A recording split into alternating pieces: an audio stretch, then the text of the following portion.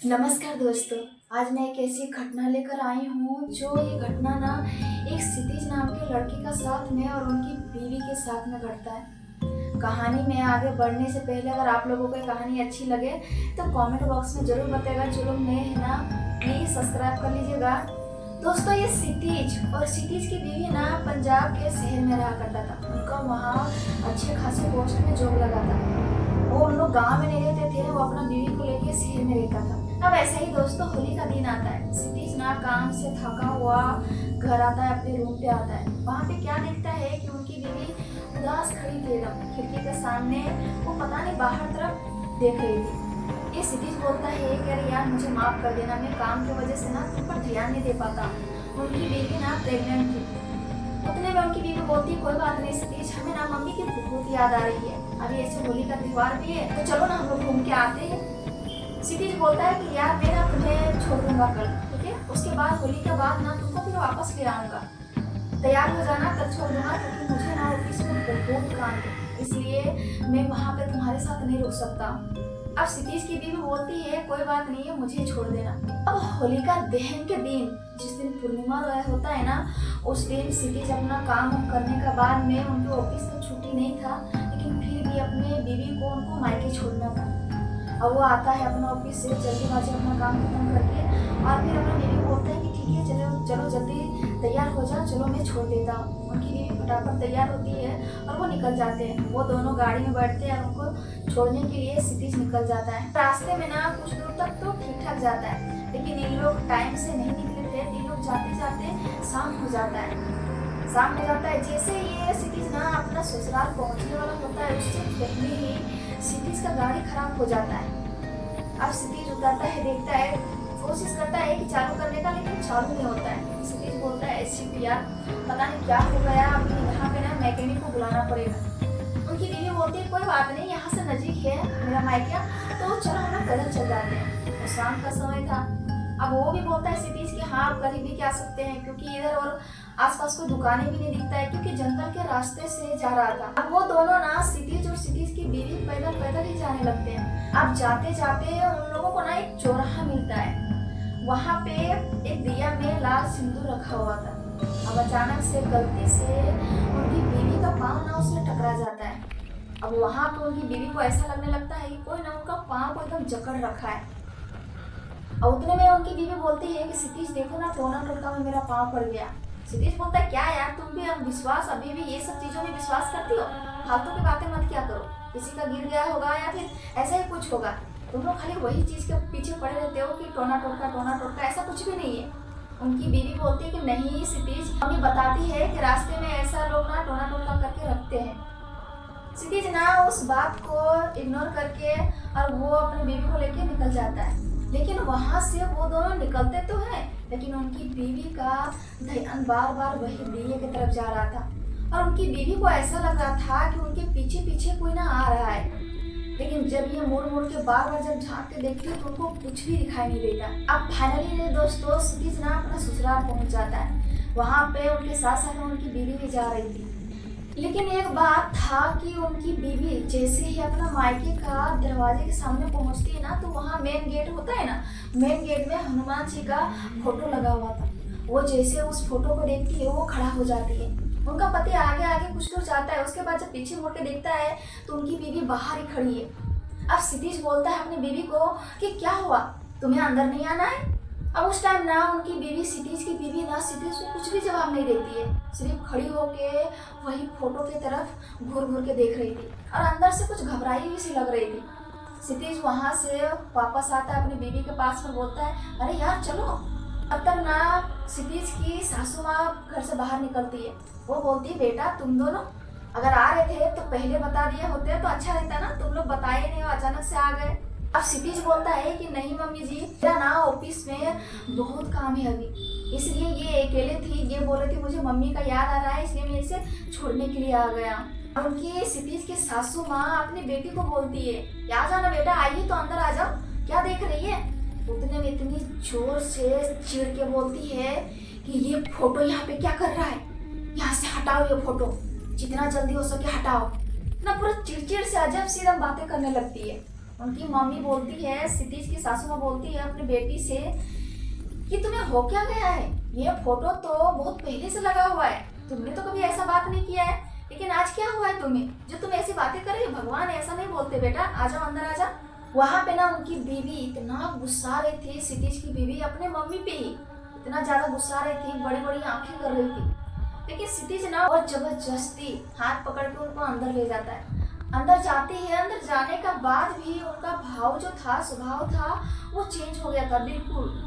वहाँ जाती है, किसी से कुछ नहीं बोलती है, डायरेक्ट वो अपने कमरे में चली जाती है जहाँ पे पहले रहती थी। उनको मायका है तो मालूम होगा कि ये कमरा मेरा है, तो वहाँ पे वो चली गई। अब ये चीज उनकी मम्मी नोटिस करती, भाई हुआ क्या, तुम्हें अचानक से ऐसा क्यों कर रही हो। और वो अपना दामाद से भी बोलती है उनकी सासू माँ कि बेटा तुम लोग आए तो मुझे अच्छा नहीं लगा। क्षितिज बोलता है क्यों सासू माँ, हमें आना आप लोगों को अच्छा नहीं लगता क्या। उनकी सासू माँ बोलता है कि नहीं बेटा, आज पूर्णिमा का दिन है और पूर्णिमा का दिन में ना टोना टोटका करके ना रास्ते में रख देते हैं, और वो अगर गलती से किसी का पाँव लग गया, चाहे किसी का भी कुछ उसमें हो गया ऊंच नीच, तो उसमें फिर बहुत ज्यादा परेशानी होता है।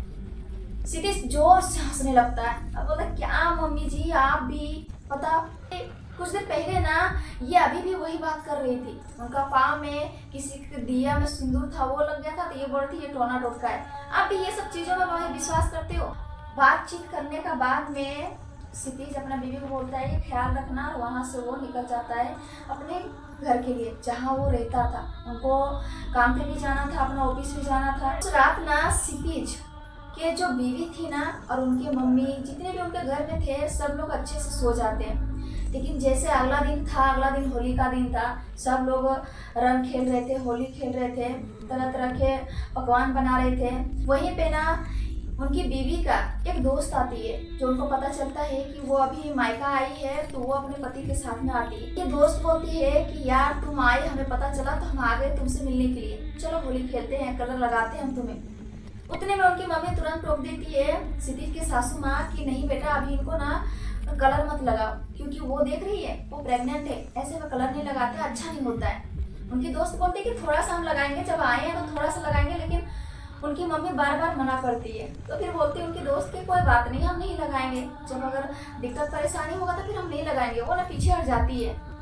अब उनके पीछे ना एक लड़का था जो सफेद कपड़ा बिल्कुल पहना हुआ था, और उनकी आंखें ना पूरा खून जैसा एकदम लाल दिख रहा था, और वो सिर्फ उनकी बीवी को ही देख रहा था, क्षितिज को, बीवी को।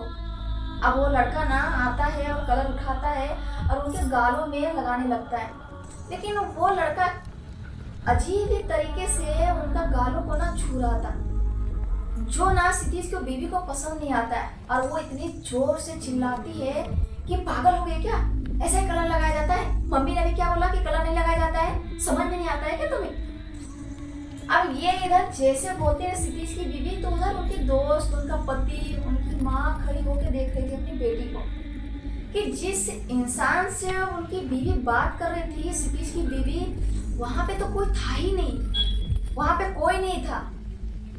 अब इनकी माँ बोलती है कि तुम्हें कलर कौन लगा रहा है। उनकी दोस्त भी बोलती है कि हाँ यार तुम्हें कलर कौन लगा रहा है, हमने तो लगाया नहीं, हम तो इधर ही खड़े हैं।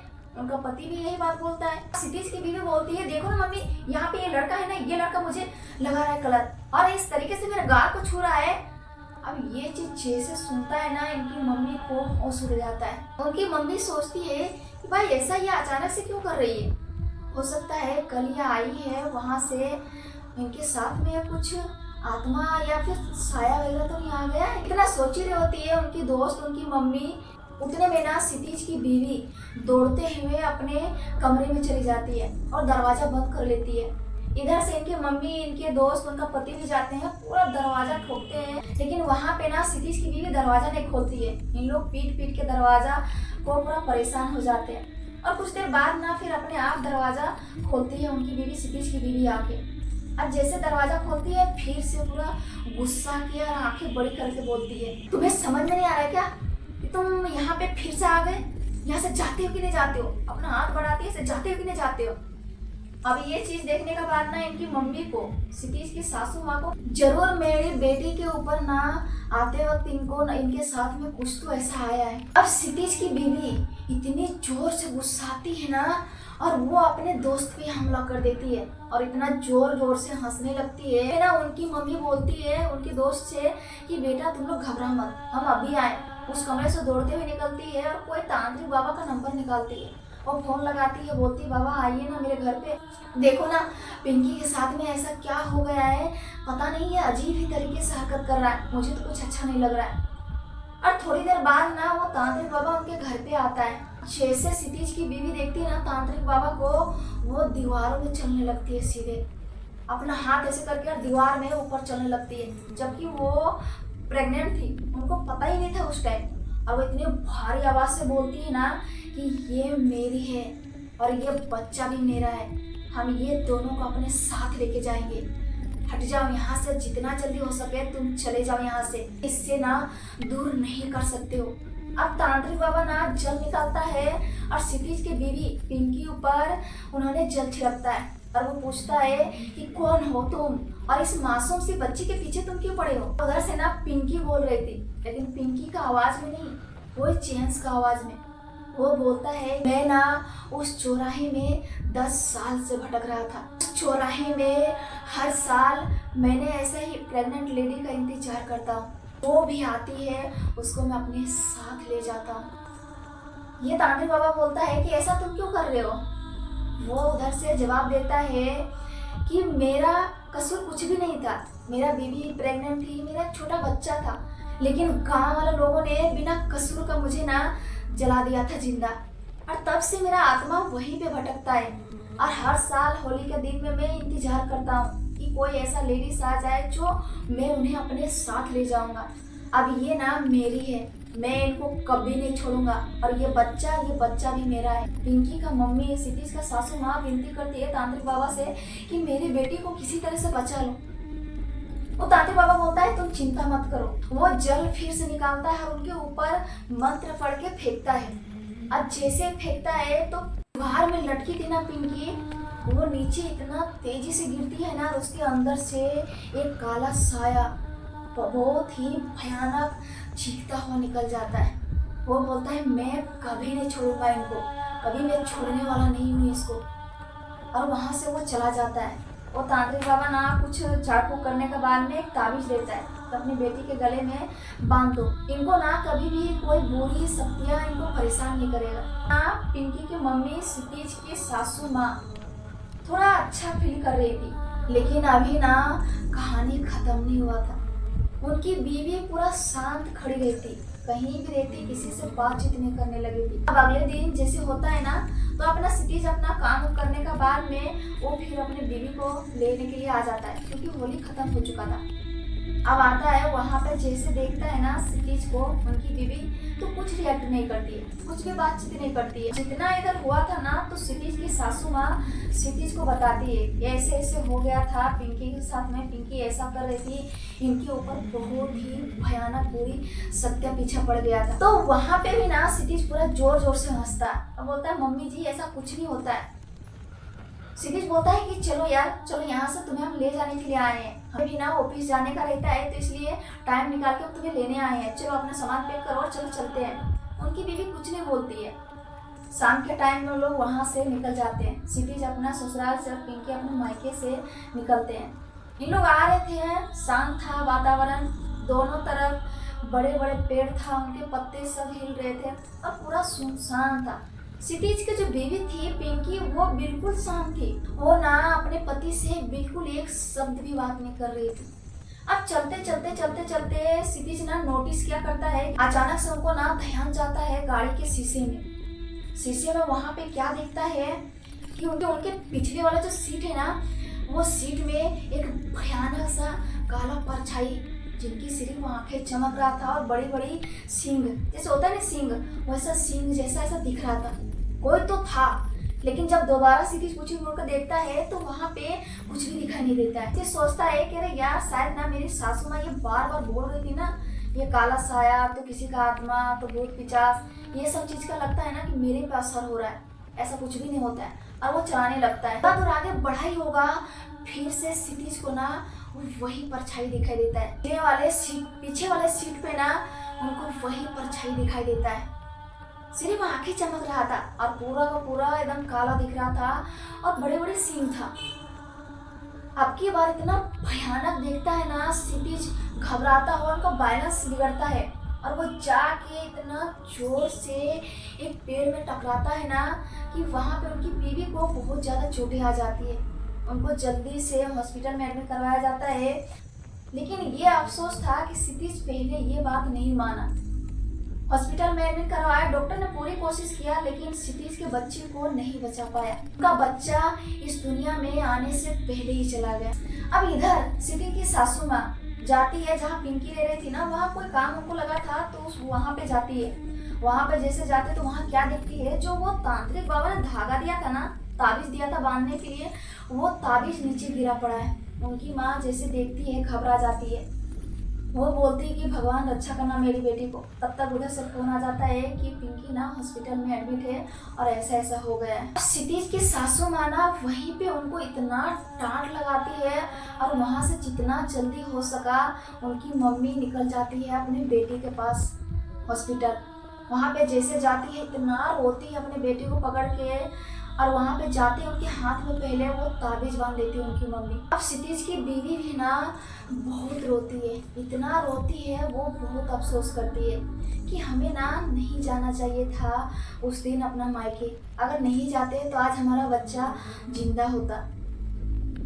वहाँ ताबीज बांधने के बाद में फिर से उनकी मम्मी ना उस तांत्रिक बाबा को फोन करती है। वो तांत्रिक बाबा पिंकी के मम्मी को बताता है कि अब घबराने वाला कोई बात नहीं है, जो होना था वो हो गया। उन्हें एक जान लेना था, उन्होंने एक जान लेके चला गया। अब उतना चिंता मत करो, ये धीरे धीरे ठीक हो जाएगी। जो हमने ताबीज दिया है वो ताबीज हमेशा उसको बोलना कि हमेशा वो बांध के रखे। और अगर दोबारा ऐसा रहे तो वो ऐसे टाइम में अमावस्या पूर्णिमा के दिन में कभी घर से बाहर ना निकले। अब क्षितिज और क्षितिज की बीवी उदास चेहरा लेके अफसोस करते हुए अपने घर आते। उधर पिंकी की मम्मी भी अपना घर चली जाती है। इसलिए कहते हैं ना दोस्तों कि बाद में अफसोस करने से कुछ नहीं होता है।